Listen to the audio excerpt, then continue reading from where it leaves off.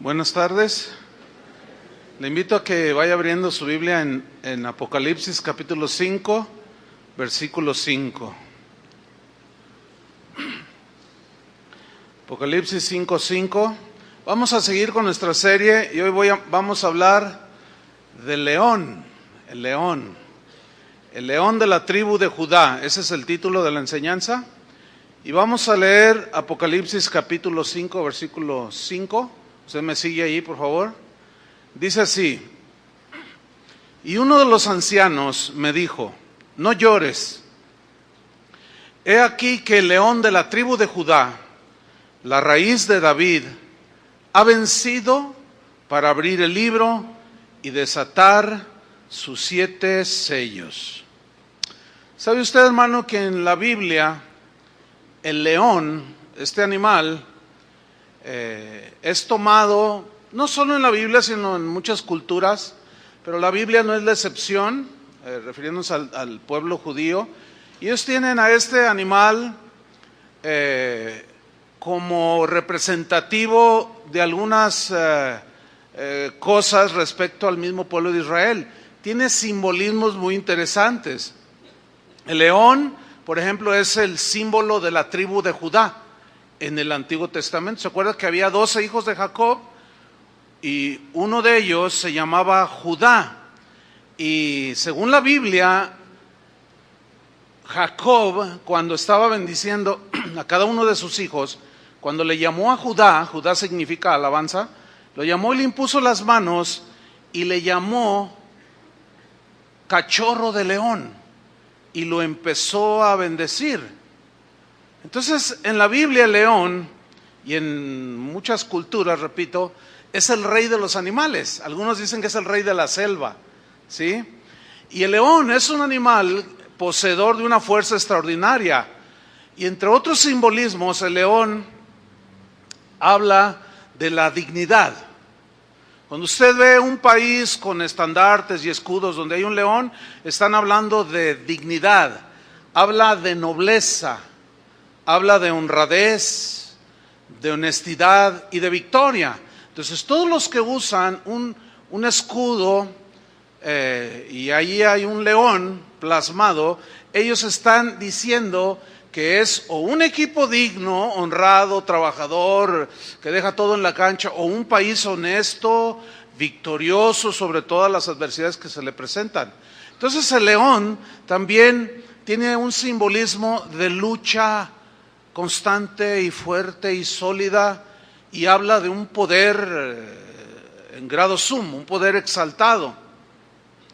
Y Dios, como un león, escúchame, es el símbolo de la dignidad, de la honradez, de la nobleza, la honestidad, la victoria y el poder. Y Dios, como león, en su justicia, o Dios, mejor dicho, en su justicia, como un león, honrado, honradez, integridad, aplica su justicia sin ambigüedades, sin distinción de nadie. Bien, todo eso simboliza el león, fíjese. David pertenecía a la tribu de Judá, según la Biblia. Con el correr de los siglos, el león de Judá pasó a convertirse en el símbolo de la ciudad santa de Jerusalén. El símbolo de la ciudad de Jerusalén es un león, fíjese, interesante. Y representa la ciudad noble, ¿entiende? La ciudad honesta, la ciudad del gran rey, lo dice la Biblia. Fíjese que aquí en Guadalajara tenemos a la Minerva. Sí saben, sí han visto la Minerva, ¿no? Bueno, esta es una diosa romana. Atenea es la equivalente a la Minerva, que es la diosa romana. Y esta diosa simboliza la sabiduría, las artes y la guerra. Y hay una inscripción, lo estoy pasando ahí por la Minerva, tiene una inscripción que dice así: justicia, sabiduría y fortaleza custodian a esta leal ciudad. Mejor le seguimos con el tema del león. ¿verdad? Bueno, en el Nuevo Testamento aparece el término León de Judá para representar a Jesús. Es indudable. Jesús era del linaje de David. David mismo pertenecía a la tribu de Judá. Judá significa alabanza. De ahí se entiende cuando aquel ciego le dijo a Jesús clamando: Jesús, hijo de David, ten misericordia de mí. O sea, del linaje de David. Ahora, nos vamos hasta el último libro de Apocalipsis y ahí menciona al león de la tribu de Judá para referirse precisamente a Jesús. Vamos a Apocalipsis capítulo 5, versículo 1. Apocalipsis 5, 1. Esta es una escena que le fue mostrada al apóstol Juan allá en el cielo. Y dice así, versículo 1. Y vi en la mano derecha del que estaba sentado en el trono, o sea, el Padre, un libro escrito por dentro y por fuera, sellado con 7 sellos. Ese libro, hay que entender, no es como los libros de nosotros que se abren así. No, eran pergaminos. Y dice que estaba sellado con 7 sellos, versículo 2. Y vi a un ángel fuerte que pregonaba a gran voz: ¿quién es digno de abrir el libro y desatar sus sellos? Así pregonaba constantemente, gritaba a voz de cuello: ¿quién es digno de abrir este libro y de abrir sus sellos? Versículo 3. Y ninguno, dice Juan, ni en el cielo, ni en la tierra, ni debajo de la tierra, podía abrir el libro, ni aún mirarlo, ni siquiera mirarlo, dice. Y yo lloraba mucho. La razón, porque no se había hallado a ninguno digno de abrir el libro, ni de leerlo, ni de mirarlo. Ahora bien, ¿qué contenía ese libro? La mayoría de los eruditos de la Biblia, comentaristas de la Biblia, establecen o dicen que ese libro contenía las revelaciones de los tiempos finales, a partir del Nuevo Testamento, y que solamente había uno que podía revelar esos grandes misterios de Dios. Y ese era justamente ¿quién? Jesús. Ahora, aquí resalta una palabra que es la palabra digno. Dice, ¿quién hay digno? No hay ni uno, decía Juan. ¿Por qué no había ni uno? Porque ningún ser humano es digno de nada, no es merecedor de nada. Por lo tanto, en nosotros no existe la revelación de Dios, ni de los misterios de Dios. Se nos son dados por gracia, por un favor. Gracia, la definición es un favor inmerecido, ¿sí? Entonces, esta palabra, ninguno hay digno, significa en el griego, es la palabra axios, y esta palabra significa merecedor. Es decir, Juan está diciendo, no vi a ningún humano, a ninguna persona merecedora. También significa digno de alabanza por su nobleza. Significa honradez, honestidad. También significa victoria. En este caso, victoria sobre Satanás y el pecado. Entonces Juan está diciendo, no vi a ninguno merecedor, porque no hay nadie digno de alabanza. No hay honradez en la vida del ser humano. Al contrario, todo lo contrario, vaya la redundancia, de esta dignidad es precisamente desaprobación, deshonra, deshonestidad, indignidad, vergüenza, vileza, mezquindad, ruindad, pequeñez y derrota. Y aquí acabo de describir al ser humano en su totalidad. Faltos de dignidad. Pero como faltos de dignidad necesitamos reconocerla. Como aquel centurión que reconoció su indignidad cuando fue delante de Jesús, que dice la Biblia en el Evangelio que entró a Capernaum y vino a él un centurión, es decir, uno que dirigía a soldados romanos, rogándole y diciendo, Señor, mi criado está postrado en casa, paralítico, gravemente atormentado. Y Jesús le dijo, yo iré y le sanaré. Respondió el centurión y dijo: Señor, no soy digno. Qué tremendo. Señor, yo no soy digno de que entres bajo mi techo, pero solamente di la palabra y mi criado sanará. Señor, yo soy un deshonesto, soy un mezquino, soy un vil, soy un indigno pecador. El pecado me ha derrotado y me ha arrastrado a lo más profundo, pero tengo fe, Señor, tú eres digno. Solo di la palabra y mi siervo sanará. Y el Señor obró, a pesar de la indignidad del centurión. O como Juan el Bautista, cuando el pueblo lo rodeaba, cuando él llegó predicando el arrepentimiento y empezaba a bautizar a las personas. Y dice la Biblia que la gente se preguntaba si acaso Juan sería el Cristo. Eres tú, dinos, Juan, si tú eres el Cristo que había de venir. Y Juan respondió diciéndoles a todos ellos: yo a la verdad os bautizo en agua. ¿Se acuerdan de aquel mandato de Jesús cuando dijo: vayan y prediquen el evangelio a toda criatura? El que creyere y fuere bautizado será salvo. ¿Quiénes son los que bautizan? Los indignos a los indignos. Y Juan dice: yo solamente estoy bautizando. No merezco lo que Dios me dio como tarea, pero tengo que hacerlo.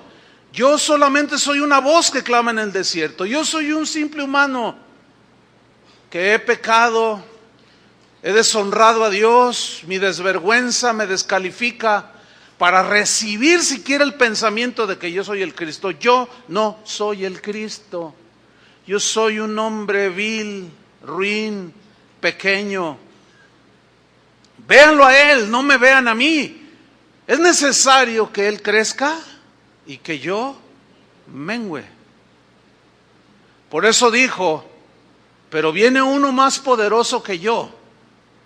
Y miren lo que dijo a continuación Juan: de quien no soy digno de desatar la correa de su calzado. O sea, yo no soy merecedor siquiera que me acerque y tome sus pies y le ate el calzado. No, yo soy sucio, pecador, vil, todo menos digno. Él, dice, os bautizará en Espíritu Santo y fuego. ¿Quién es el que bautiza en Espíritu Santo? Dios, Jesús. Por eso cuando alguien se acerca y dice: pastor, póngame sus manos y ore para que sáneme, pastor. No, ¿cómo sáneme?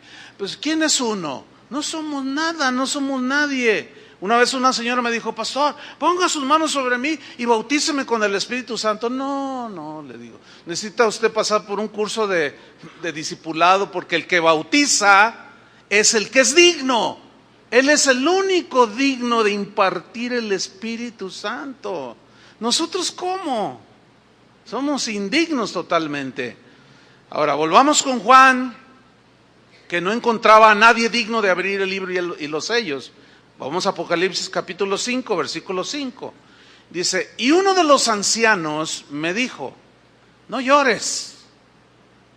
He aquí que el león de la tribu de Judá, la raíz de David, ha vencido. Este es un símbolo de león, victoria. Ha vencido para abrir el libro y desatar sus 7 sellos. No llores, le dijeron a Juan. Cálmate, Juan, tranquilo. Hay uno. Buscaste entre todos los seres humanos y no hay uno solo, no hay un justo ni aún uno. Pero hay uno, Juan, el león de la tribu de Judá.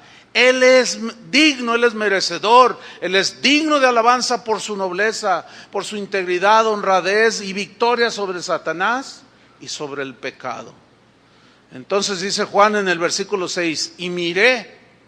O sea, aquí está el león de la tribu de Judá. Y miré, dice Juan, y vi que en medio del trono y de los 4 seres vivientes y en medio de los ancianos estaba en pie un cordero como inmolado. ¿Un qué dice? Un cordero. ¿Se acuerdan que el mismo Juan Bautista, cuando vio venir a Jesús mientras él bautizaba, dijo: he aquí el Cordero de Dios que quita el pecado del mundo? Porque el cordero es el animalito que tipificaba exactamente a Jesús en su mansedumbre, que fue llevado como cordero al matadero y que no abrió su boca. Aquí estaba en pie un cordero como inmolado, es decir, Jesús allí, aún en esta escena celestial, lo vemos con las marcas de su sacrificio. Ahí estaba. Dice que tenía 7 cuernos y 7 ojos, los cuales son los 7 espíritus de Dios enviados por toda la tierra. Bueno, estas sin duda son expresiones metafóricas, es obvio, ¿no? Suenan un poco extrañas, ¿no? Vi a un cordero como inmolado que tenía 7 cuernos, 7 ojos y 7 espíritus. ¿Qué significa todo eso? Bueno, vamos a tratar de explicarlo brevemente. En la Biblia, el número 7 es número de perfección. Los cuernos en la Biblia simbolizan poder y simbolizan honra, ¿sí?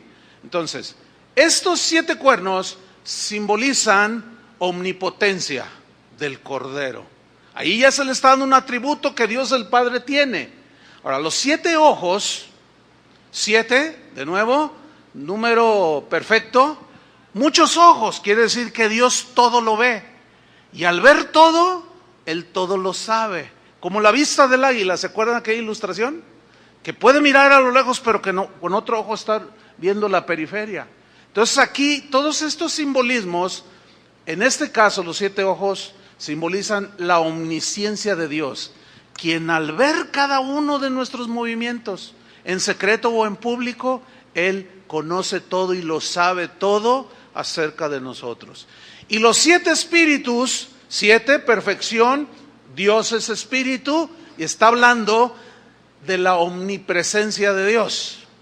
Ahí están los 3 atributos por excelencia de Dios: omnipotencia, omnisciencia y omnipresencia, se le dan al Cordero, fíjate. Entonces Juan está teniendo una visión tremenda del Dios omnipotente, en el Padre y el Hijo a su lado. Ahora vamos al versículo 7. Y vino este Cordero y tomó el libro de la mano derecha del que estaba sentado en el trono, o sea, del Padre. Y cuando hubo tomado el libro, los 4 seres vivientes y los 24 ancianos se postraron delante del Cordero. Todos tenían arpas. El arpa es un instrumento musical de cuerdas que sin duda simboliza alabanza. Entonces quiero que vean esta atmósfera de alabanza. Pero había algo más, dice, y tenían copas de oro llenas de incienso. El incienso en el Antiguo Testamento lo ofrecía el sumo sacerdote en el lugar santo, en el lugar santísimo. Y este incienso estaba fabricado de diferentes especies, que al molerlas, mezclarlas y quemarlas, despedían un olor hermoso en la presencia de Dios, que subía como sube el humo. Bien, este versículo 8 nos dice que el incienso representa ¿qué? Son las oraciones de los santos. O sea, es un olor fragante. Cada vez que tú y yo oramos a Dios, como hace un rato, que le pedimos y oramos pues por los pastores, por los que están en necesidad, y oramos al Señor. ¿Por qué oramos? Porque reconocemos que en nosotros no hay el poder del omnipotente. Hay un deseo y un anhelo de que Dios bendiga a los demás cuando oramos por ellos. Por eso es que las oraciones suben, la alabanza sube como un incienso que para Dios es un olor fragante. Pero aquí aparecen otras 2 cosas aquí que quiero mencionar. Aparecen 4 seres vivientes, dice.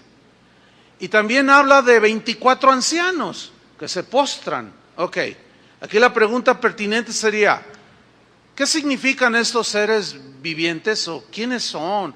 ¿O qué representan? ¿Y estos ancianos qué son? ¿Qué representan? Ok, a fin de contestar esa pregunta tenemos que remontarnos al capítulo 4 del mismo Apocalipsis. Así es que vamos allá. Apocalipsis 4, versículo 6, para ver lo que simbolizan o quiénes son los 4 seres vivientes y los 24 ancianos. Dice Apocalipsis 4, 6.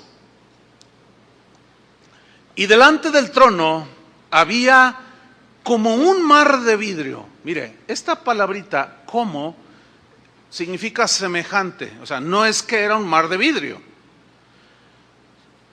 En la literatura se denomina esta figura retórica como símil, o sea, algo que parecía como un cristal, semejante, como un mar de vidrio semejante al cristal. ¿Cómo es el cristal? Es transparente, diáfano, así se puede ver. Entonces, fíjese, el trono de Dios está rodeado de transparencia, ¿entiende? Eso habla de la pureza de Dios. Y en la Biblia encontramos muchos símiles. De hecho, el apóstol Pablo, cuando fue arrebatado al tercer cielo, dice que vio y oyó cosas que al hombre no le es permitido expresar. ¿Por qué? O sea, no puede expresar. El apóstol Pablo nada más dijo, bueno, yo fui arrebatado al tercer cielo, vi cosas y oí cosas que no se los puedo explicar. Y Juan utiliza ejemplos, digamos, terrenales, por eso dice, ¿cómo? Y viera cómo se parecía. Y él lo expresó de esa manera para nosotros poder entender más o menos, pero la realidad supera totalmente. ¿Cómo es aquello? Pues ha de ser maravilloso, ¿no? Entonces, había un mar como de vidrio semejante al cristal. Y junto al trono, y alrededor del trono, dice que había 4 seres vivientes. Ahora mire cómo los describe. Llenos de ojos delante y detrás. Ah, caray. Eso suena bien raro, ¿no? Bueno, vamos a tratar de explicar. Aquí habla pues de la omnisciencia de Dios. Ojos, acuérdese, la vista, ¿no? Que el todo lo ve. Versículo 7. El primer ser viviente era semejante ¿a qué? A un león. Mire qué interesante. El segundo era semejante a un becerro. En otras versiones, está mejor la traducción, dice, el otro era semejante a un buey. Sí, o sea, a un animal con una fortaleza impresionante y manso también. El tercero, dice, el tercer rostro, tenía rostro como de hombre. El tercer ser tenía rostro como de hombre, se parecía como un hombre, un ser humano. Y el cuarto era semejante a un águila volando. Ahora, estos 4 seres vivientes, escúcheme bien, representan todo aquello que es más noble, lo más fuerte, lo más veloz y lo más sabio de la creación. Es decir, mire, cada uno de esos, el león, el buey, el águila y el hombre, representa supremacía en la esfera que representa. Por ejemplo, el león es el supremo entre las fieras, ¿sí? El buey es el supremo entre el ganado. El águila, ninguna ave, vuela más alto que el águila. Entonces, el águila es suprema en su vuelo sobre cualquiera de las aves. Y el hombre, bueno, el hombre es el ser supremo sobre toda la creación. Y fíjese un detalle bien interesante. Cuando el Señor hizo al hombre, lo puso en el huerto y le dijo, tú sojúzgalo, gobiérnalo. Y Adán fue el que le puso los nombres a los animales, según la Biblia. Si somos observadores, por naturaleza, los animales cuando ven al ser humano huyen, se esconden. Sea un león, sea un oso, sea una fiera, lo que sea. Por naturaleza, cuando ven al ser humano, ellos tienden a huir. Claro, te atacan si tú los agredes, invades su territorio, los molestas. Ellos por instinto, este es otro punto, por instinto ellos te agreden. Y pues, imagínate, ¿no? Un elefante nada más con la pura trompa que te haga así, te hace pedazos, ¿no? Pero por naturaleza no es así.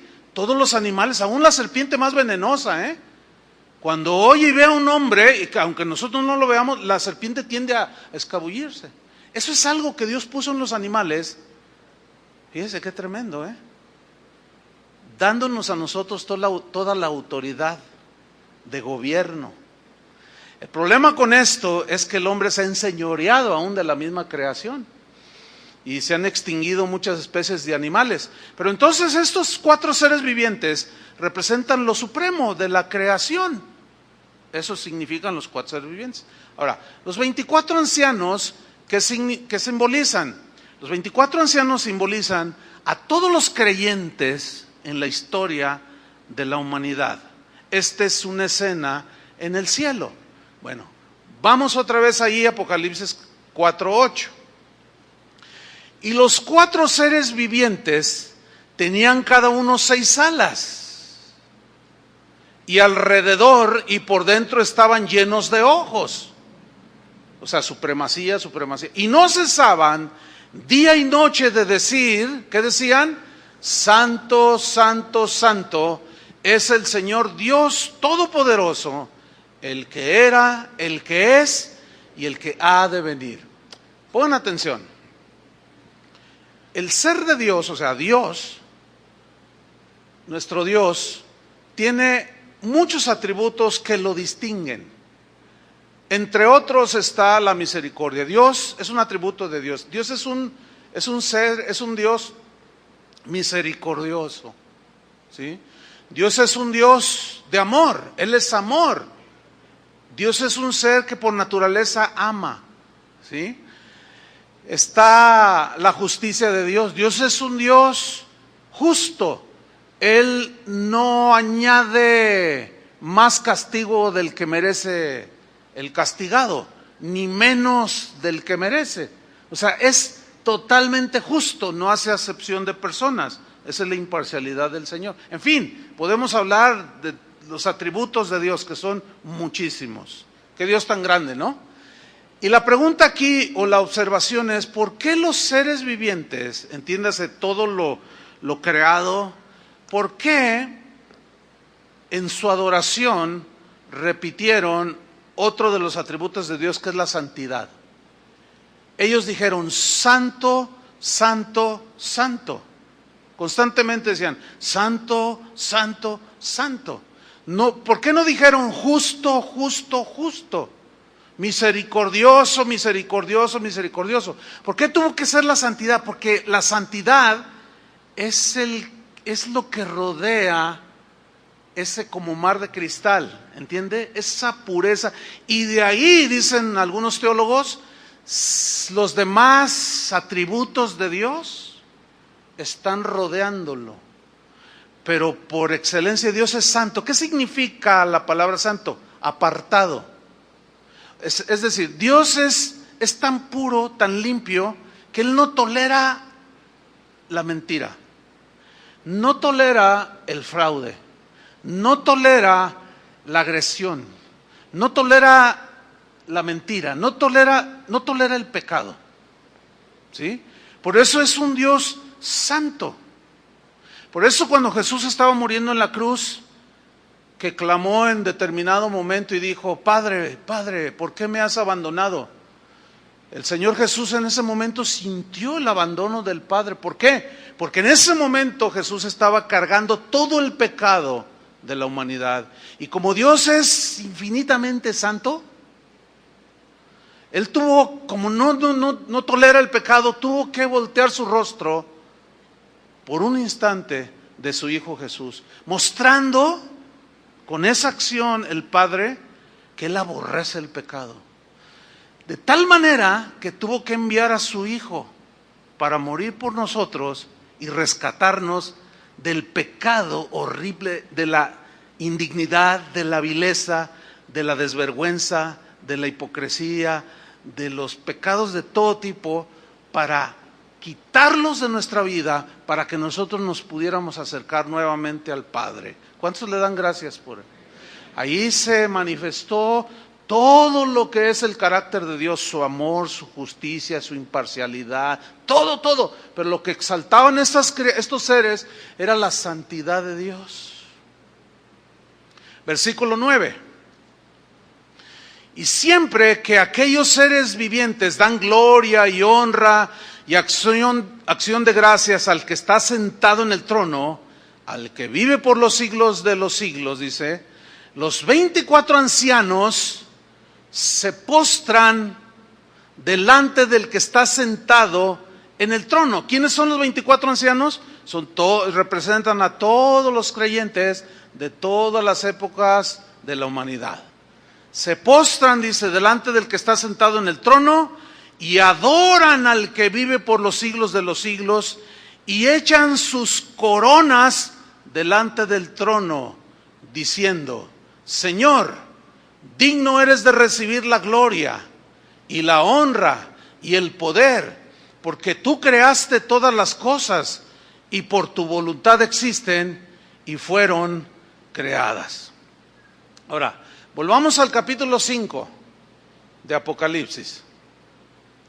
Estábamos dando la explicación de qué eran estos 4 seres vivientes y los 24 ancianos. Y nos vamos al capítulo 5 de nuevo, versículo 9, y dice: y cantaban un cántico nuevo. ¿Quién cantaba un cántico nuevo? Estos 4 seres vivientes que representan todo lo que ya dije, y los 24 ancianos. En esos 24 ancianos, usted y yo estábamos representados. ¿Cuántos le dan gracias a Dios? O sea, ahí nos vio Juan, en esa visión celestial. Ahora, dice que cantaban un cántico nuevo. ¿Qué decía el cántico? Decía: digno eres. Ahí aparece otra vez la palabra digno, merecedor, por tus logros y victoria. Tú eres el único digno. Digno eres de tomar el libro, dice, y de abrir sus sellos, porque tú fuiste inmolado. Y con tu sangre nos has redimido para Dios, nos has rescatado, pagaste el precio de sangre, y nos has rescatado para volver a Dios. De todo linaje, de toda lengua, de todo pueblo y nación, dice. Versículo 5, y nos has hecho para nuestro Dios reyes y sacerdotes, y reinaremos sobre la tierra. Quiero hacer una mención, una anotación aquí en el versículo 10. Póngame mucha atención. Mire, los escritores originales, como Juan, que escribió el Apocalipsis, Pedro, sus 2 cartas, Pablo, 13 de las cartas del Nuevo Testamento, los escritores de los Evangelios, todos escribieron en pergaminos, ¿sí? Lo que el Espíritu Santo les estaba inspirando.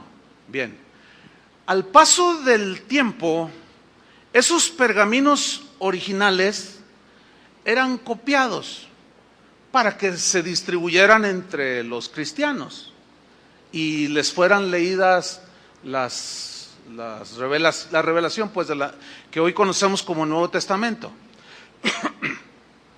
Pasaron los años y seguían haciendo copias.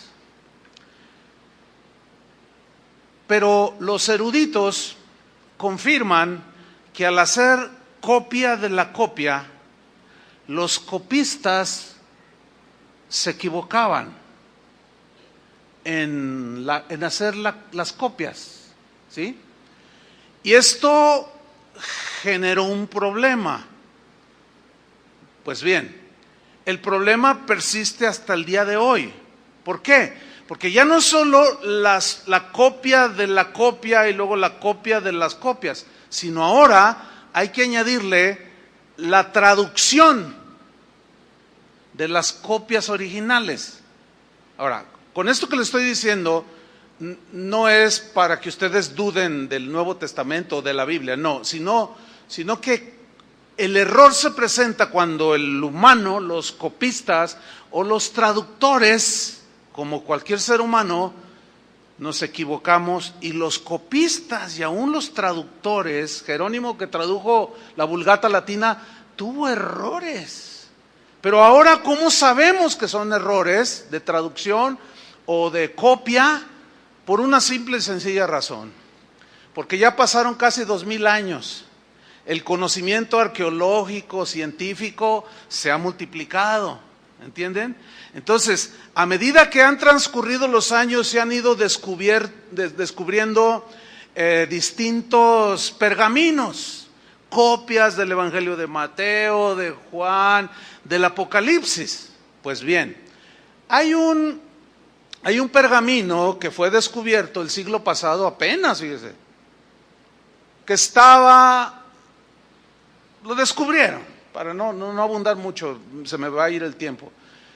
Y ese pergamino se le clasificó y se le puso un nombre, se conoce como pergamino 115, así se conoce. Que según los eruditos, ¿qué es un erudito? Es alguien que se dedicó toda su vida al estudio, por ejemplo, de la historia egipcia. Entonces es un erudito. Cualquier cosa que le preguntes a un erudito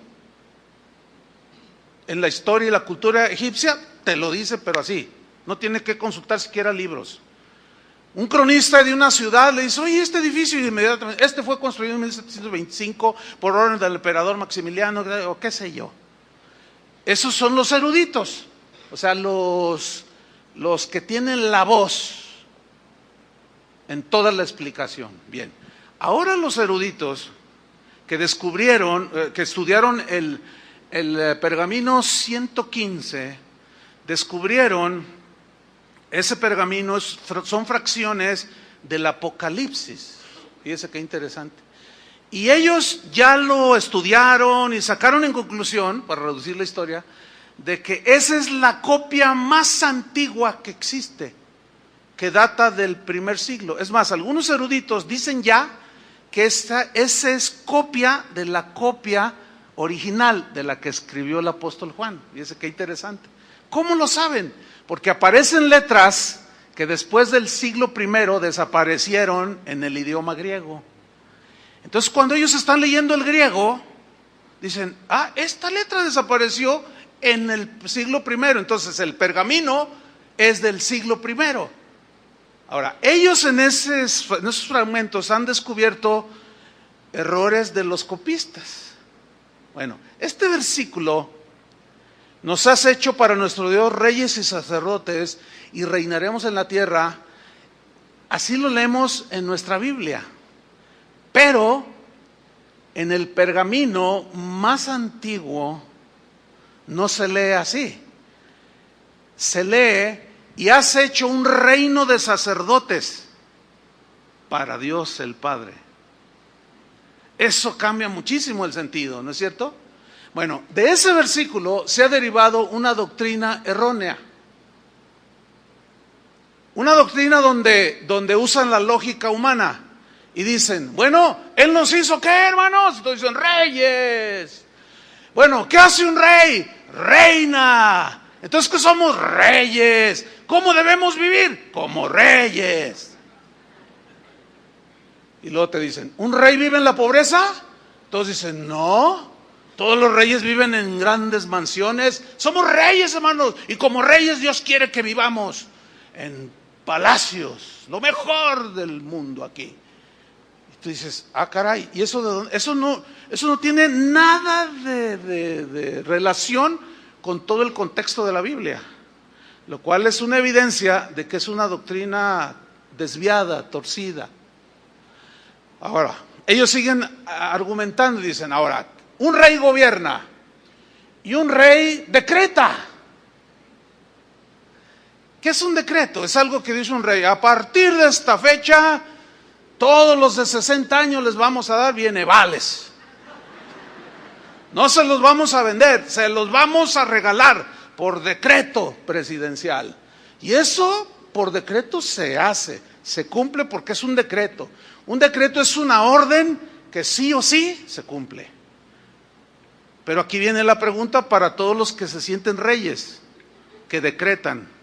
¿Cuántas cosas han decretado? Y si son decretos como ellos lo afirman, yo decreto que voy a vivir en Puerta de Hierro, yo decreto que el Estadio Jalisco va a ser la iglesia donde me voy a reunir, yo decreto que el Estadio de las Chivas, el nuevo, ahí va a ser mi iglesia, yo establezco, yo declaro, yo digo, yo ordeno, La pregunta es, ¿esos decretos se han cumplido? La respuesta es bien obvia, no.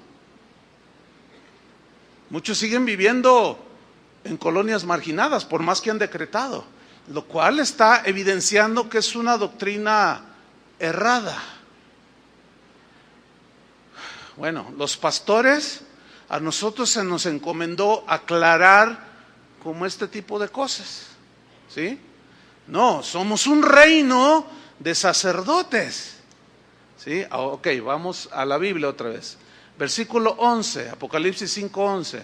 Y miré, dice, y oí la voz de muchos ángeles alrededor del trono. ¿Cuántos ángeles? Muchos ángeles, dice. Wow. Y de los seres vivientes se añadieron. Y de los ancianos. Y su número era, ¿cómo era? De millones de millones. O sea, a Juan ya no le alcanzaron las cifras.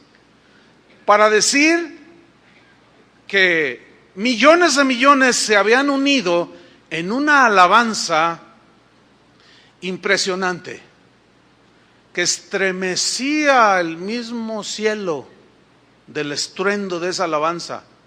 Porque dice el versículo 12, que decían a gran voz. ¿Cómo decían?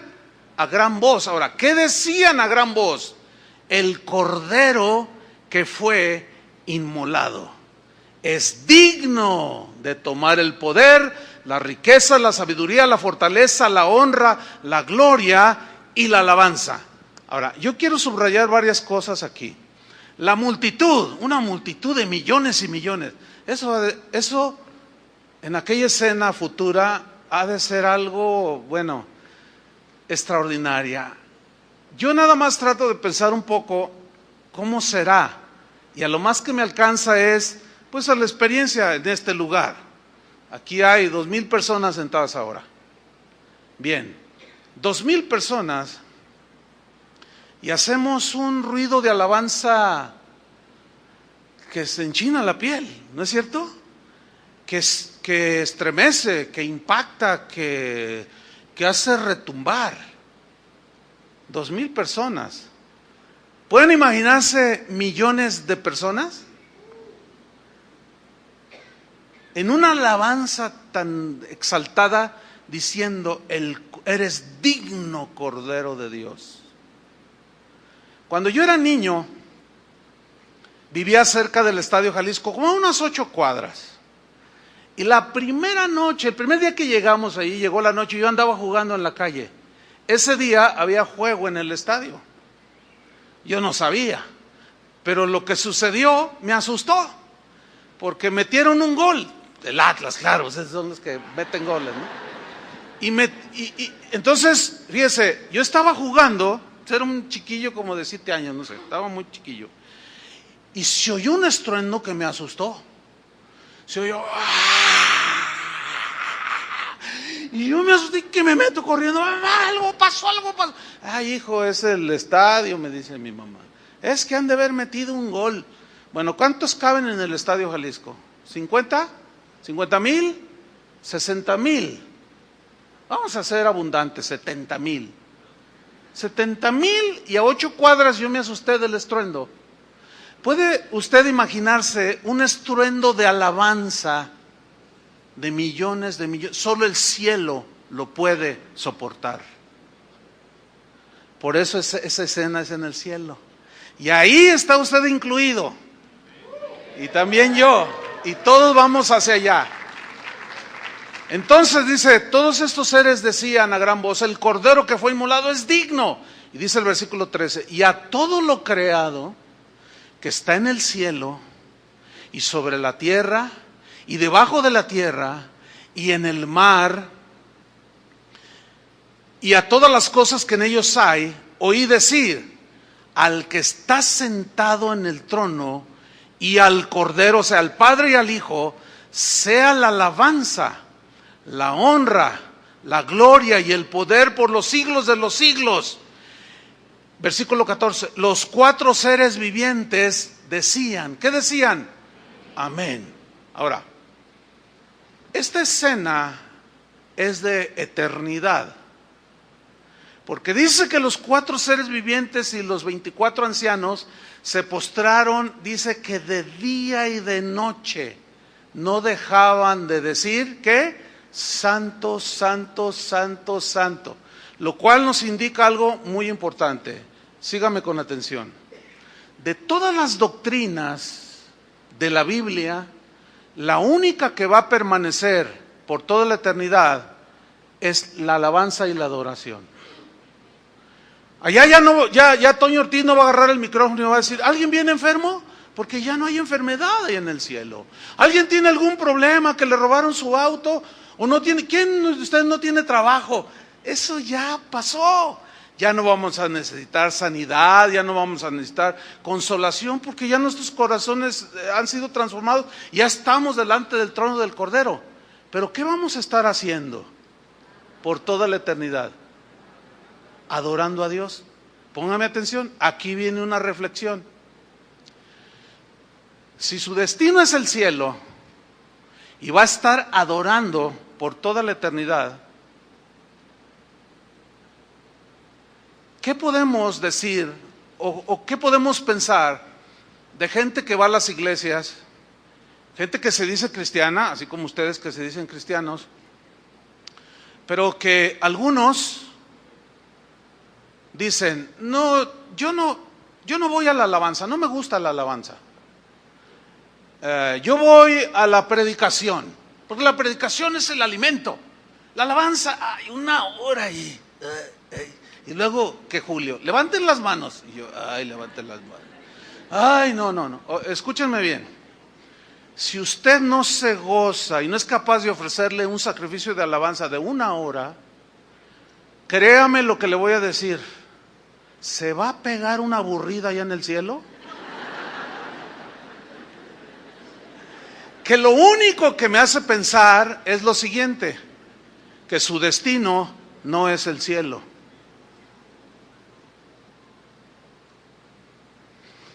Hay rostros de todo tipo aquí. Unos muy sonrientes, otros así. Vi algunos que están... ¿No? ¿Sí? ¿Ya descubrió el Señor tu corazón? Porque si aquí tú no te gozas en alabar y adorar al Señor, una hora, y todavía eso, añádele, que algunos ni una hora, llegan a la predicación, o llegan a la mitad, y todavía dicen, algo anda mal ahí, o no tienen entendimiento de que son sacerdotes para Dios, y que el sacerdote ofrece sacrificios de alabanza, y que lo actual es una preparación para lo eterno. Puede ser eso, o puede ser también que en realidad todavía no han sido lavados con la sangre del Cordero. Vienen a buscar no sé qué, a lo mejor novia. No, es que uno no sabe, a lo mejor novio, o a lo mejor dice, no, pues si le pido a 5 hermanos 100 pesos, son 500 pesos. No lo sé, es que el corazón solamente Dios es el único capaz de verlo y de conocer la intención. Pero en este caso, ¿cuántos son cachorros de león? Cachorros de alabanza. Porque Judá significa ¿qué? Alabanza. Entonces, con esa reflexión, nosotros podemos llegar a un punto. Si yo no me alegro, me gozo, me deleito en la alabanza, como hay mucha enseñanza al respecto, entonces algo anda mal. ¿Me estoy explicando? Algo no está funcionando bien. Entonces imagínate que alguien así, aquí ya es una especulación, es un pensamiento nada más.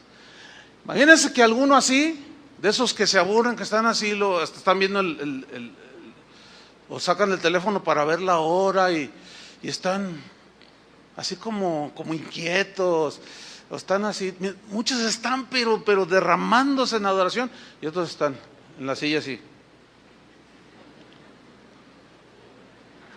Mire, en el inicio de Casa de Oración me tocaba dirigir la alabanza. Yo fui director de alabanza muchos años y conozco los principios de alabanza. Y uno de ellos es que el que dirige la alabanza tiene que ser un adorador nato, o sea, alguien que entiende y que sabe lo que es la adoración. como ahora Julio, que es el director, los que dirigen, Chuy García, o sea, ¿verdad que son adoradores? ¿Se fija el corazón que tienen? Berenice, o sea, ¿cómo? O sea, es algo muy, muy, muy hermoso. Bien. A mí me tocó por un tiempo dirigir la alabanza y adoración, conozco los principios de alabanza y adoración, y uno de ellos es estar viendo como el águila, con un ojo hacia allá y otro hacia acá.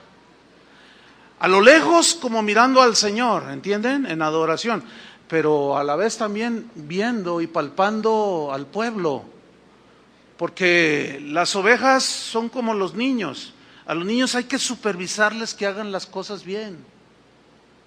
Entonces, uno de las metas del adorador, del que dirige la adoración, voy a usar términos para que se entiendan, es ayudarnos a que entremos en la presencia de Dios, aunque estamos en su presencia, pero que nos lleve a adorar, que nos lleve a ese punto donde olvidemos las preocupaciones, los afanes, que no tengo trabajo, que mañana me van a embargar, qué sé yo, y que lleguemos al punto de olvidar todo eso y de centrarnos en la adoración y decir, total, que pase lo que pase, que al cabo un día voy a estar en la eternidad y ya no habrá más llanto, ni más tristeza, ni cobradores.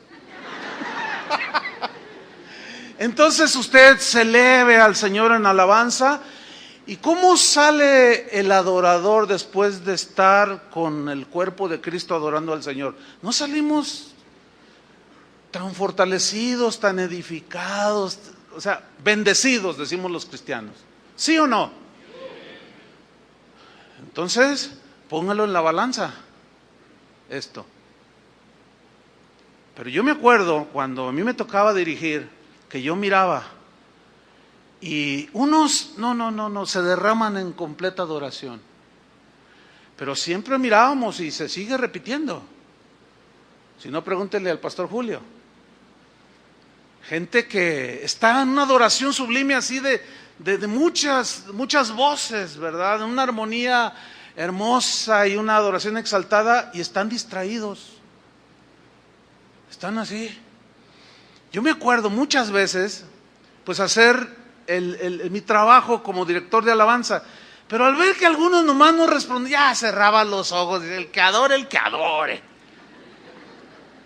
Pues sí, porque a veces hasta uno lo distrae gente que está así. No, y luego algunos cuchicheando, hablando, y ahora con los celulares, no hombre, ni se diga, se están mandando allí, así a 3, 4 personas. Entonces tú dices, bueno, eso, aparte de ser una falta de respeto, es de muy mal gusto y no es digno de un cristiano, que ya veremos luego eso. Entonces, si tú te consideras parte de esta escena celestial, en esta armonía de sonidos, de voces, de declaraciones del Cordero de Dios, que es digno de recibir la alabanza, la honra, la gloria y el poder por los siglos de los siglos, entonces tú te gozas en adorar al Señor, ¿sí o no? Ahora bien, esta verdad del león de la tribu de Judá, el león como un símbolo, también tiene el otro lado. ¿Por qué? Porque a los cristianos ahora se nos instruye, así como el Cordero es digno, Él convirtió nuestra indignidad en dignidad. Es decir, nos lavó de nuestros pecados, nos dio su gracia, que es un favor inmerecido, para que nosotros pudiéramos estar cara a cara frente a Dios. Por eso dice la Biblia que está abierto el camino por el lugar vivo que Él nos abrió a través del velo, significa de su sacrificio. No tengo tiempo para dar toda la simbología. Por el sacrificio de Cristo, una persona que se arrepiente de sus pecados y es lavado con su sangre, tiene ahora la manera única, la única manera de entrar a la misma presencia de Dios y estar allí con Él. Su perdón y el lavamiento de nuestros pecados nos hizo dignos delante de Él. Pero esa dignidad tiene que ver con su gracia. Nos hizo un favor que no merecíamos. Por gracia somos salvos por medio de la fe. Y esto es un regalo de Dios, la salvación. No la merecíamos, pero Dios nos la regaló. ¿Cuántos le dan gracias? Bueno, ahora, como salvados, inmerecedores de su gracia, la Biblia sí habla de nuestro caminar digno en esta tierra. Y ahí es el otro lado. Fíjese, así como ahora podemos ir a la presencia del Señor, todo nuestro caminar tiene que ser lo más que se pueda a semejanza de Cristo. Él es el león de la tribu de Judá y nosotros somos cachorros del león de la tribu de Judá. ¿Cuántos cachorros hay? Entonces los cachorros son pequeñitos, pero ellos van creciendo y van desarrollando las características de la genética del león.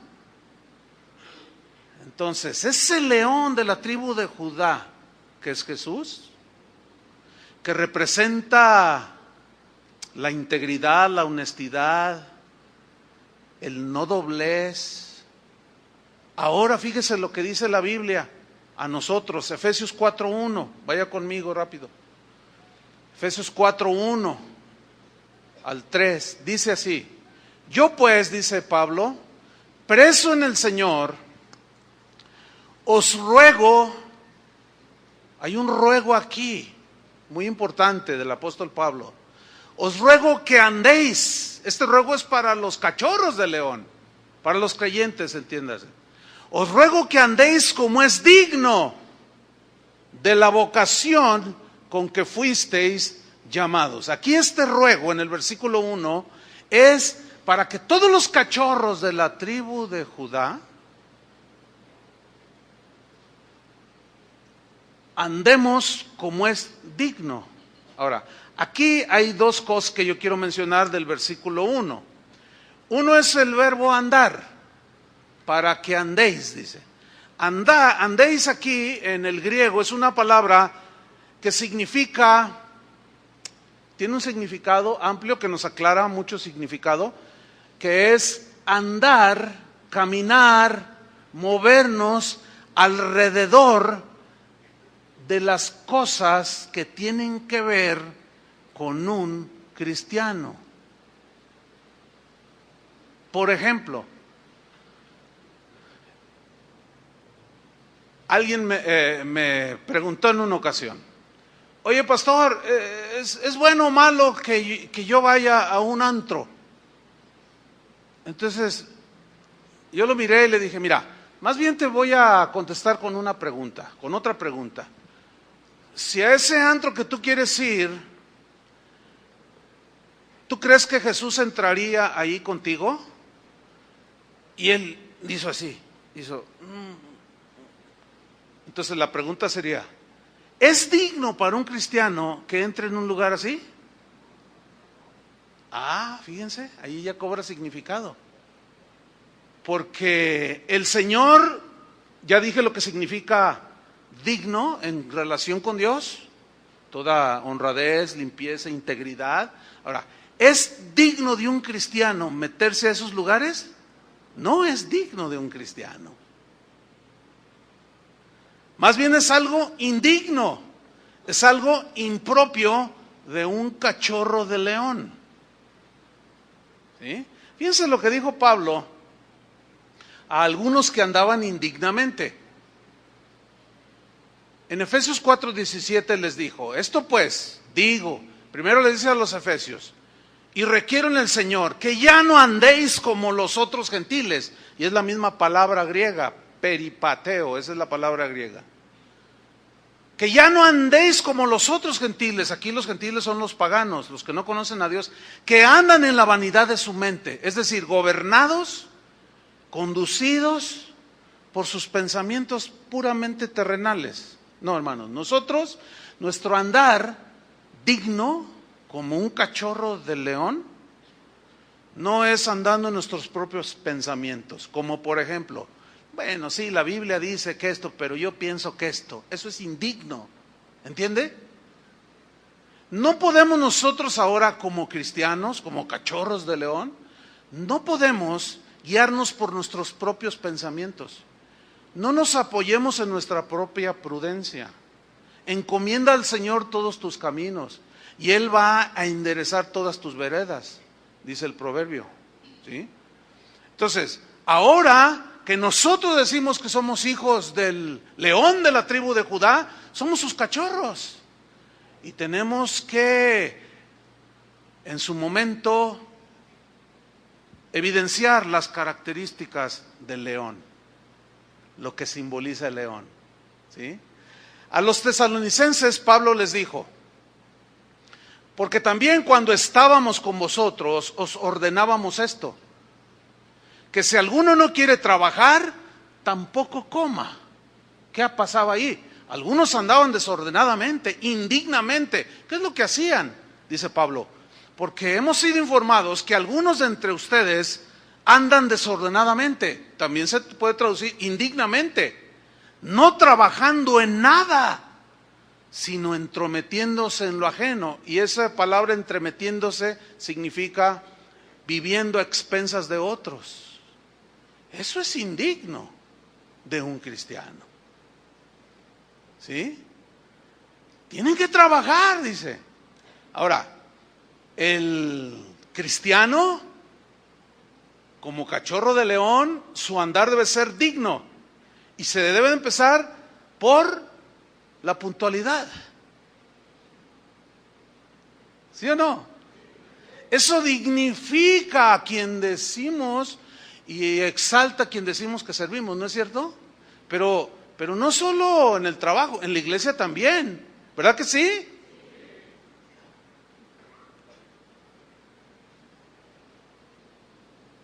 Entonces Pablo dice, no, necesitan trabajar. No es digno de alguien que dice que es un cristiano y es como un parásito viviendo a expensas de otros. Y ya se miraban desde aquellos tiempos gente que decía que era cristiana, que era digna de estar delante de la presencia de Dios, pero su comportamiento era indigno. No trabajaban. En otra parte dice, no, trabajen con sus propias manos. Dice, el que robaba, porque esa es una manera de robar también, el que robaba ya no robe más, sino trabaje con sus propias manos. Y la Biblia tiene una promesa para los diligentes, que Él bendecirá la obra de tus manos. Muchos quieren la bendición, pero no llegan tarde al trabajo. Y ponen excusas bien infantiles. Y ya estando allí trabajando, ven que el patrón se atarea por allá, o el gerente, y aleluya, gloria. Y están allí como que trabajan y todo, y ven venir al jefe o al gerente, y se ponen a trabajar otra vez. Eso es indigno de un cristiano. Es indigno de un cristiano el lenguaje soez. ¿Entienden? No es digno de un cristiano. Es totalmente indigno. La música que escuchamos es digna de ser oída o es indigna la música que estamos escuchando. Porque la música por excelencia o por regla del mundo es música que exalta ¿qué? La traición, el adulterio, la lascivia, la mentira, el adulterio. Pregunta, ¿es digno para un cristiano?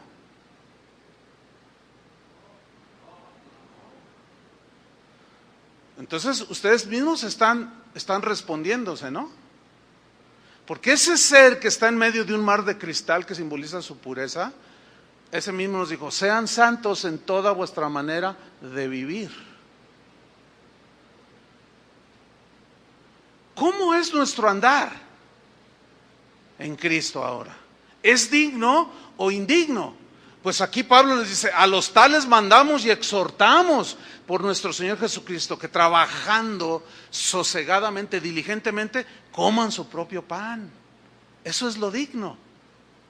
¿sí? Ya sea un plato de frijoles, sí, pero te lo ganaste, escúchame bien, honradamente. Porque mejor es, dice la Biblia, un bocado de pan donde hay paz, que donde hay buey engordado, o sea, donde hay abundancia de comida. Es mejor, porque tú sabes que te lo ganaste honradamente.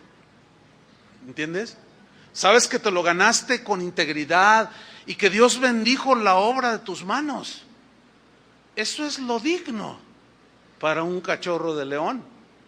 A los romanos que vivían en medio, a los cristianos romanos que vivían en medio de, pues imagínense, ustedes saben esto, ¿no? Los romanos se distinguían igual que los griegos por ser muy pervertidos en muchas prácticas. Tenían muchas costumbres muy pues desproporcionadas que agredían a Dios. Entonces los cristianos romanos, los que se iban convirtiendo, que vivían en Roma, estaban rodeados de todo eso, y Pablo les da una instrucción y les dice en Romanos 13, les dice: andemos como de día, dice, como de día. A ver, ¿qué significa andemos como de día? Bueno, se los voy a ilustrar de esta manera. El año pasado que visitamos la casa de oración en Suecia, en Estocolmo, la ciudad de Estocolmo, realmente es un país muy interesante por muchas razones. Es considerado de los países del primer mundo, pero está catalogado entre los primeros, entre los más ricos. Entonces, cuando estábamos allá con el pastor, me dijo: mira, vas a aprender mucho también, pastor, me dijo. Por cierto, un saludo a Oscar Bonilla por allá y su esposa Carolina, que nos están escuchando. Son 7 horas atrás, así es que ellos ahorita ya están descansando. Mándanos un saludo porque te están escuchando. Me dice: mira, observa cómo son los suecos. Y yo me puse a observar y estaba yo impactadísimo, hermano. ¿Sabe qué? Todos bien ordenaditos. Son tan disciplinados. Y yo, íbamos así en los momentos teníamos disponibles, visitábamos algunas partes ahí de la ciudad. Y bueno, allí andaba Tony, estaba Tony, Martita, ¿quién más? Raúl, iba con nosotros, su esposa. Yo en lo particular observaba todo y yo sí estaba impresionado del orden. ¿Tú no, Tony? El tráfico, allá hay ciclovías y todas las ciclovías por allí y nadie los invade, nomás los mexicanos que iban por allí. Y luego vas subiendo una bicicleta y todo bien ordenadito, el tráfico, todo. Entonces me dice: tú no, yo observo. Y yo observaba y miraba las calles del centro limpias. Yo decía, hasta me daban ganas de tirar un papel para decir: sí, yo aquí tengo la evidencia. Impresionante. Y luego íbamos en una plaza y allá usan mucho la bicicleta. Y llegaba la gente y ponía su bicicleta y se iba. Y nosotros... el diablo tentándonos. Ni un candadito le ponían allí. Y luego: oye, ¿por qué no le ponen candado? No, pues es que aquí no hay ni jalisquillos, ni chilanguillos, ni... Yo dije: no, hombre, acá todos los que les gusta se pondrían desesperados, ¿no? Así como... pero no pueden, porque no se acostumbra. De día. Todo un orden impresionante, yo estaba impactado. Yo hasta les iba diciendo y filmaba y les decía: mira, vamos a entrar a un túnel, unos túneles impresionantes, hasta de 2 kilómetros. Vamos a ver cuántas lámparas están fundidas. ¿Saben cuántas encontré? Ni una. Y yo dije: no, voy a buscar un bache, tiene que haber un bache. ¿Saben, miren, de verdad, hermanos, no vi un bache. Y en mi mente no se borraba la calle que tenemos aquí enfrente. Y yo decía: no, Dios mío, tercer mundo, quinto y sexto mundo. No, la verdad es gente muy educada. Entonces yo un día íbamos y una patrulla de tránsito Se atravesó así, le dije, oye, ¿aquí cómo son los agentes? No, dice, aquí, dice, mira, cuando yo llegué a este país, ella tiene 20 años allá, dice, un día cometí una infracción y un agente me detuvo. Me dijo, por favor, hágase un lado. Bien amables, dice. Yo estaba. Dije, ay, no, pues ni modo, algo hice. Oiga, señor, mire, usted acaba de cometer una infracción. Bien amable la gente. Dice, le voy a tener que explicar. Dice, me dio toda una clase sobre la importancia que hay en guardar las leyes de tránsito, los riesgos que se corren por pasarse un alto. Yo estaba espantado y me dice, ahora puede irse. ¿No me va a infraccionar?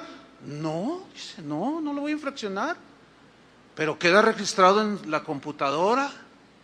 Dice, si usted vuelve a hacerlo, el agente lo va a agarrar ahora 2 o 3 horas para explicarle que no debe usted, fíjate qué diferente, ¿eh? Allá no lo hacen para multarte, sino que te detienen y te amonestan y te educan. No, es una mentalidad totalmente distinta. Yo dije, me vengo a vivir para acá. No, porque he hecho a perder ese país. Bueno, el asunto es este. Me dijo, pero toda esa gente que ves de día, esos viejitos que los ves, estos jóvenes, esos matrimonios aquí, que los ves de día, porque estamos en el texto de Romanos 13, esos en la noche se transforman, me dijo. ¿Cómo? Dice, mira, aquí los hombres se visten de mujer, los viejitos se cambian las parejas entre los viejitos. O sea, es un desorden total, hermanos. Es de los países más ordenados de día, pero de noche, hermano, aquello es Sodoma y Gomorra. Por eso Pablo dijo, fíjense, andemos como de día, honestamente, dice. No en glotonerías y borracheras, no en lujurias y lascivias, no en contiendas ni envidias, sino vestidos del Señor Jesucristo y no proveáis para los deseos de la carne. A los colosenses les dijo Pablo, andad sabiamente para con los de afuera. Fíjense, todo es el verbo andar, el andar digno, andar, ¿sí? Sabiamente para con los de afuera. ¿Se acuerdan de Jesús? Sed prudentes como serpientes y sencillos como palomas. ¿Se acuerdan? Así tienen que saberse conducir, de manera digna. Si tú eres un albañil, que tu trabajo, hazlo digno, dignifícalo. Trabaja bien, cobra lo justo, pero eso que cobraste, métele los materiales que dijiste. Si eres doctor, no inventes enfermedades para hacer una operación ficticia. Si eres abogado, cumple. Lo que seas, el medio que Dios te haya dado para hacer tu vida, sé íntegro, sé honrado, como lo que simboliza un león. ¿Entendieron? Yo como pastor tengo que dignificar el ministerio. ¿Cómo lo dignifico? ¿Cómo lo honro? Como decía Pablo, honro mi ministerio cumpliéndolo. Imagínense que llego aquí y lo, hermanos, a ver, abran su Biblia en Apocalipsis. Abran su Biblia en Apocalipsis y a ver, vamos a leer el capítulo 5. Y de repente me quedo dormido en el púlpito. ¿Qué pensarían ustedes? Oh, qué risa le dio al hermano. ¿Qué pensarían? Que el pastor está enfermo, ¿no? ¿O qué le pasa? ¿Te imaginas que venga aquí a hacer esas cosas? Mi esposa es testigo, tengo 35 años viviendo con ella. Por los sábados yo no me desvelo, generalmente no lo hago, por entendimiento que cuando es necesario, bueno. No, ¿por qué? O sea, ni la tele prendo a veces, me duermo temprano. ¿Por qué? Porque necesito estar bien. eso dignifica el ministerio. Porque yo no puedo pararme aquí a soltarles cualquier tontería, cualquier cosa, no. Porque entonces sería indigno de estar pisando este lugar, ¿entienden? Y tarde que temprano el Señor hace a un lado. Y el pecado nos alcanza. Y como es un Dios justo, pues nos da conforme a lo que hacemos. Entonces no debemos de quejarnos. Por eso se nos instruye ahora, como cachorros de león, andar como es digno.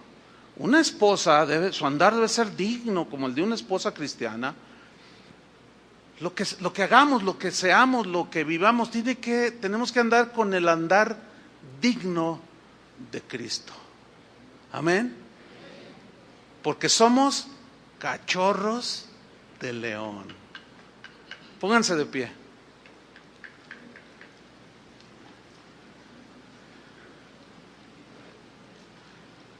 Pablo dice en ese andar digno, dice, para que andéis como es digno de la vocación, pónganme atención, de la vocación con que fuisteis llamados. Y luego dice en el versículo 2 de Efesios 4, dice, con toda humildad. Ese es otro andar. Aquí la humildad que menciona Pablo tiene que ver con el pensar del cachorro de león, con un pensamiento de pequeñez en cuanto a la grandeza del Señor. ¿Sí? ¿Se acuerdan que los 24 ancianos dice que tenían coronas?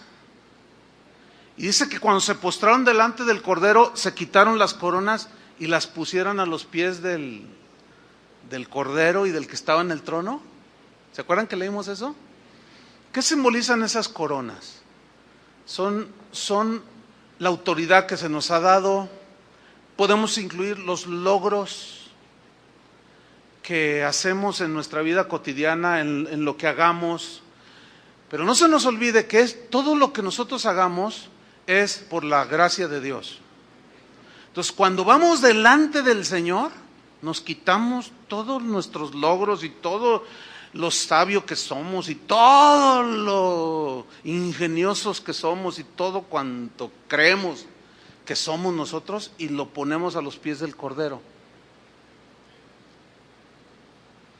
Ese es el espíritu humilde, pero tiene dos facetas. Uno es con Dios, pero también con el otro, con el prójimo. Y eso tiene que ver con el ejemplo de Jesús cuando les lavó los pies a los discípulos, ¿se acuerdan? Habla de un servicio. A veces, bueno, generalmente aquí en la congregación, después de que acaban las reuniones, sobre todo esta, la de las 8 es un poco más difícil, pero pues a veces hay gente que necesita una oración ahí en ese momento y siempre nos quedamos atendiendo a la gente. Y a veces la gente pues hace fila para los pastores que oremos. Y a veces la gente se acerca y dice, ay pastor, quiero ser breve, porque yo sé que está cansado, dicen ellos. Pues sí, pero yo siempre les digo, no, dime, ¿qué se te ofrece? Porque entiendo bien cuál es mi trabajo y no puedo negarme a una oración, ¿entienden? A un consejo. Bueno, ¿de dónde tomamos todo eso? Del ejemplo de Cristo. Por eso dice, con toda humildad y mansedumbre. Dice. La mansedumbre tiene que ver con el control de nuestras emociones. Bueno, sí, así literal, créanmelo, hay veces que cuando termina todo, pues ustedes a lo mejor ya hasta acabaron de comer, muchos de ustedes. Y aquí a veces son las 4 de la tarde, 4:30, a veces hasta 5, y estamos despidiendo al último que se fue. Y yo sí termino que le digo a mi esposa, hazme algo acá en la espalda. Pero ¿saben qué? Toda la fuerza la hemos desgastado, pero sirviendo al Señor y honrándolo a Él. Podemos hacerlo, hermanos. Esa es la manera de empezar desde aquí para la eternidad que nos espera. Amén. Levanta tus manos al cielo y dile, Señor, yo soy tu hijo. Yo soy cachorro del león. Y yo quiero manifestar, Señor, las características del león de la tribu de Judá. Ese león que simboliza la dignidad, la nobleza, la honradez, la honestidad, la victoria, la lucha constante. Gracias, Señor, porque has puesto en nosotros una nueva naturaleza. Esa nueva naturaleza es como la de un león. Y tú como el rey, como ese león que cuida a sus cachorros, que los instruye, los alimenta, los protege, les va enseñando cómo enfrentar la vida a sus cachorros, y les va enseñando el arte de la cacería para poder subsistir. Y así, Señor, tú nos enseñas todas las cosas que tienen que ver con un hijo de Dios. Ayúdanos, Padre, enséñanos. Queremos aprender, queremos andar como es digno de ti, Señor, dejando a un lado las discusiones, los pleitos, las envidias, las avaricias, y caminar como es digno, contento con lo que tenemos, Señor. Te damos gracias por tu infinita misericordia, por tu abundancia de palabras con las que nos instruyes, nos enseñas y aún nos reprendes. Gracias, Padre, porque nos dejas ver un poquito de las escenas allá en la eternidad, allá en el cielo. Y allá estaremos, Señor, por toda la eternidad, adorando a ese Cordero que fue inmolado, y que ese Cordero a la vez representa el león de la tribu de Judá. Judá, la tribu de la alabanza y la adoración. Gracias te damos, Señor, en el nombre de Jesús. Amén. Que Dios les bendiga a todos, hermanos.